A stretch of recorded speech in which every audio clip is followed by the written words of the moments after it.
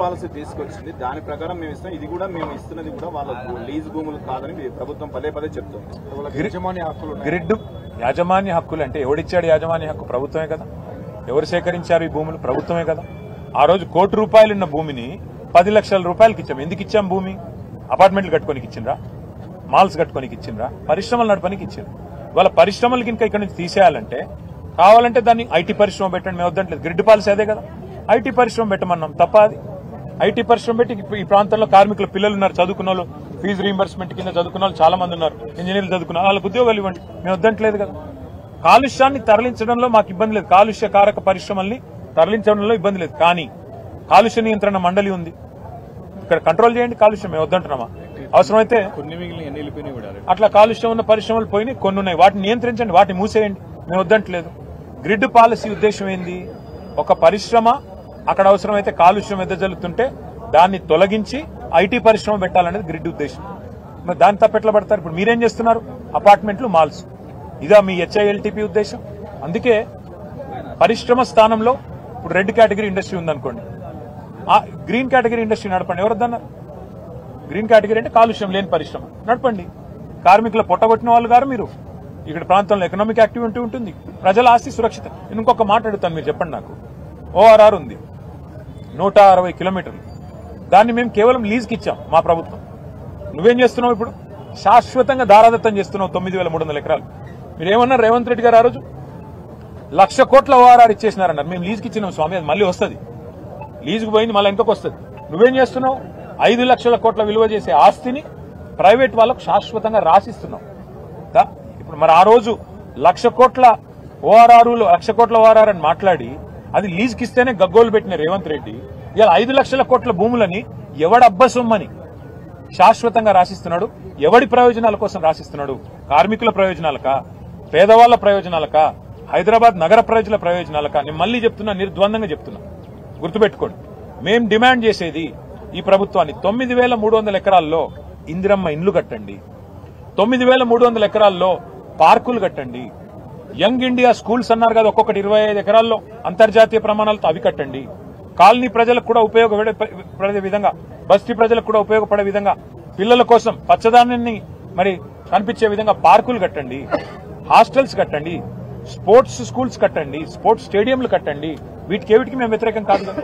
వాళ్ళు హైదరాబాద్ లో లక్షల మంది ప్రజలు మీ ప్రజాపాలన పేరిట దరఖాస్తులు పెట్టుకోమంటే లక్షల మంది ప్రజలు డబుల్ బెడ్రూమ్ ఇండ్ల కోసం, ఇందిరమ్మ ఇండ్ల కోసం దరఖాస్తు పెట్టుకున్నారు.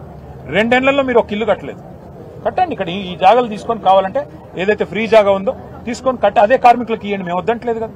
కనీసం కార్మికుడు నష్టపోతుంటే ఇళ్లన్నా ఇస్తే సంతృప్తి పడతాడు కదా. అవేవి కాదు, పారిశ్రామికవేత్తలకు దారాదత్తం చేస్తామంటే బరాబర్ కొట్లాడుతుంది, అందులో అనుమానం లేదు. ఇంటి పాలసీపై బీఆర్ఎస్ దుష్ప్రచారం చేస్తుంది. 9,300 ఎకరాలని చెప్పి కేవలం 4,500 చేంజ్ ఎకరాలు మాత్రమే. సరే, వాళ్ళు అనుకున్నట్టు 4,700 అనుకుందాం. నేను అడుగుతా, అదే ఎవడబ్బా సొమ్ము? రేవంత్ రెడ్డి అయ్యే సొమ్మా? ప్రజల సొమ్మే కదా. మేమనేది 4,700 అనుకుందాం నువ్వు చెప్పినట్టు. మరి దాన్ని వెనక్కి తీసుకో, స్కూళ్లు కట్టు, కాలేజీలు కట్టు, ఇండ్లు కట్టు, పార్కులు కట్టు, బస్ స్టాపులు కట్టు. వాళ్ళెవరో మాల్ కట్టుకుంటా అంటే, వాళ్ళెవరో అపార్ట్మెంట్లు కట్టుకుంటా అంటే ప్రైవేట్ వాళ్ళు. అది ప్రజల సొమ్ము స్వామి. ఆ భూమిని చౌక ధరకు పరిశ్రమలకు ఇచ్చింది ప్రభుత్వాలు, గతంలో ఉన్న ప్రభుత్వాలు ఇచ్చినాయి. మరి నువ్వెందుకు దాన్ని ఫ్రీగా వాళ్ళకు ఇచ్చేస్తున్నావు? కోకాపేటలో 177 కోట్లు, రాయదుర్గంలో 177 కోట్లు, కోకాపేటలో 150 కోట్లు ఎకరం అంటున్నారు. మరి షాపూర్లో ₹1,00,00,000 ఎకరం ఎట్లుంటుంది? నువ్వు చెప్పు నాకు. తమ్ముడు నువ్వు చెప్పు. నీకు 4,000 రూపాయలు గజం ఇస్తే నువ్వు ఇక్కడ కొనుక్కోవా? ప్రభుత్వం నువ్వు కూడా కొనుక్కుంటావు కదా. నేను అనేది అదే, నీకు 4,000 రూపాయలు గజం నీకు ఇవ్వరంట, ఆయనకి ఇవ్వరంట. పరిశ్రమలు నడిపే పారిశ్రామికవేత్తలకు మాత్రం 4,000 రూపాయలు గజం ఇస్తారంట. ఇది ఎక్కడ న్యాయం? ఇప్పుడు నువ్వు అపార్ట్మెంట్ కడతానంటే, ఇల్లు కట్టుకుంటాను, నాకు సార్ ఇల్లు లేదంటే ఒక 50 గజాల స్థలం ఇవ్వమంటే ప్రభుత్వం స్థలం ఇస్తుందా? ఇయ్యదు. ఇంకా హైడ్రా వచ్చి కులగొడుతుంది. మేము అనేది అది. పేదవాడినేమో గుడిసెలకు వెళ్ళి తీసి అవతల పాడిస్తున్నావు హైడ్రా పేరిట, పెద్దవాళ్లకు మాత్రం 9,300 ఎకరాలు కట్టబెడుతున్నావు. ఇది ఎక్కడ నీతి? ఎవరి కోసం చేస్తున్నావు? ఇది 5 లక్షల కోట్ల కుంభకోణం కాకపోతే మరి ఏంది? నీ తమ్ముళ్ళు, నీ చుట్టూండే రియల్ ఎస్టేట్ బ్రోకర్లు వాళ్ళందరూ కలిసి భూములను అగ్రిమెంట్లు చేసుకుంటున్నారు. 6 నెలలుగా నడుస్తుంది దందా. ఇలా పాలసీ బయటకు వచ్చింది, ప్రభుత్వం గింగిరాలు పడుతుంది. ఇప్పుడు పాలసీ ఎట్లొచ్చింది బయటికి ఎట్లొచ్చింది? నీ దోపిడీ ఆపనికి ఎవడో తెలంగాణ బిడ్డ, నిజాయితీ గల్లోడు, గుండె ధైర్యం ఉన్నాడు బయటికి చెప్పిండు. తప్పే ఉందా అలా? అంటే నువ్వు దోపిడీ చేస్తుంటే అడ్డుకుంటే నీకు నొచ్చినది చెప్పు. అసలు ఎందుకు దోపిడీ చేస్తున్నావు దాని మీద చెప్పు. అసెంబ్లీ పెట్టు, లేదా అఖిలపక్షం పెట్టు, మాట్లాడతాం మేము కూడా వచ్చి. మేము దోపిడీని బయట పెడితే నిన్ను దోపిడీని ఆపినందుకు నీకు బాధ అవుతున్నది. నేను స్పష్టంగా సూటిగా ప్రశ్నలు అడుగుతుంటే దానికి సమాధానం లేదు ప్రభుత్వం దగ్గర. మా కార్మిక సోదరులకు కూడా ప్రార్థన, దయచేసి ఈ దోపిడీని అడ్డుకునే క్రమంలో మీరు కూడా కలిసి రావాలా, మీ సంఘాలతో మాట్లాడండి, మేము పిలుస్తాం మళ్ళొకసారి. ఇది పోరాటం ఆరంభం మాత్రమే, ఇంకా చాలా ఉంది చేసేది. ప్రభుత్వం దిగొచ్చేదాకా, ప్రభుత్వం మెడలు వంచేదాకా కొట్లాడదాం. ఈ ప్రజల ఆస్తిని ప్రజలకు దక్కేదాకా కొట్లాడదామని మీకు కూడా ప్రార్థన. పక్కదారి పట్టించడానికి రియాక్ట్ అవ్వాల్సిన అవసరం లేదని గత 2 సంవత్సరాలుగా సమిట్లు పెట్టుబడులు అన్నారు. నేను దాని మీద కూడా వివరంగా మాట్లాడతా ఇప్పుడు వద్దు, ఎందుకంటే వివరంగా మాట్లాడతా. ఇవాళ నేను కేవలం భూములు, ప్రభుత్వం చేస్తున్న భూదోపిడీ, 5 లక్షల కోట్ల కుంభకోణం మీద మాట్లాడడానికి క్షేత్రస్థాయి నిజ నిర్ధారణ, ధర నిర్ధారణ 2 జరగాలని ఇక్కడికి వచ్చిన. వాళ్ళతో కలుస్తాం. ఇంకో రోజు సమిట్లు, వీళ్ళు ఉద్యోగాల పేరిట ఆడుతున్న డ్రామాలు ఇవన్నీ ఇంకో రోజు